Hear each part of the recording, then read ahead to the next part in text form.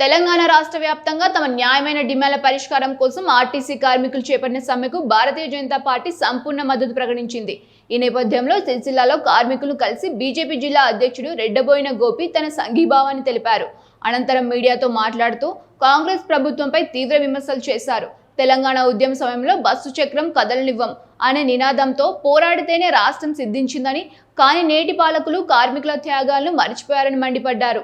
తెలంగాణ రాష్ట్ర వ్యాప్తంగా ఆర్టీసీ కార్మికులు ఇంతకు ముందుకు తెలంగాణ రాష్ట్ర ఏర్పాటులో తెలంగాణ నై దియేతో బస్ కా పయ్యా నై చలేగా ఏ రకమైతే నినాదం తీసుకొని ముందుకు వచ్చిర్రో అదేవిధంగా వాళ్ళకు రావాల్సిన హక్కుల కోసం ఏదైతే గత ప్రభుత్వాలు హామీలు ఇచ్చినాయి మర్చినాయి, ఇప్పుడున్న ప్రభుత్వం కూడా మేనిఫెస్టోలో 6 గ్యారంటీలు 420 హామీలలో భాగంగా మరి ఆర్టీసీని విలీనం చేస్తాం ప్రభుత్వంలో, మరి ఇలా చేసే ఉద్యోగులందరినీ ప్రభుత్వ ఉద్యోగాలుగా చేర్చుకుంటామని హామీ ఇచ్చి గద్దెనెక్కిన ప్రభుత్వం మరి ఈరోజు 2.5 సంవత్సరాలు గడిచినా కానీ మరి ఈరోజు వీళ్ళకి న్యాయం చేసే పరిస్థితి లేదు కనుక అందరూ జేఏసీగా ఏర్పడి ఆర్టీసీలో ఉన్న అన్ని కార్మిక సంఘాలు సమైక్యాలన్నీ జేఏసీగా ఏర్పడి ఈరోజు రోడ్డు మీదకి వచ్చి ధర్నాలు చేసే పరిస్థితి ఉన్నది. మరి స్వయంగా రాష్ట్ర ముఖ్యమంత్రి ఈరోజు ఎన్నికల ప్రచారంలో భాగంగా ఆర్టీసీని గుండెకు హత్తుకుంటామని చెప్పింది.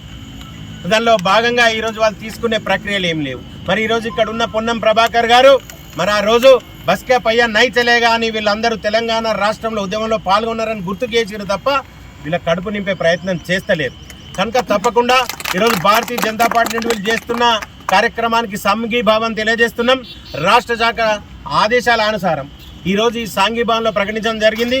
మీరు ఎన్ని రోజులైతే ఉద్యమం చేస్తారో అన్ని రోజులు మేము మీతోటి భాగస్వామ్యంగా మీతోటి కలిసి వచ్చే ప్రక్రియను పూర్తి చేస్తామని తెలియజేసుకుంటూ ఎవరైనా కానీ నైతికంగా మానసిక స్థైర్యాన్ని కోల్పోవద్దు, దయచేసి ఎవరు అఘాయిత్యాలకు పాల్పడొద్దు. శంకరన్న ఏ రకంగానైతే ఇబ్బంది పడి ఆత్మహత్యార్పణం చేసినరో అటువంటి పరిస్థితులు కాకుండా ధైర్యంగా ముందుకు పోదాం. మనం ఈరోజు ప్రభుత్వంతో కొట్లాడుదాం, మన హక్కులను నెరవేర్చుకుందాం. దయచేసి ఆ ప్రక్రియలో భారతీయ జనతా పార్టీ మీకు అండగా ఉంటుందని తెలియజేస్తున్నాను. భారత్ మాతాకి జై.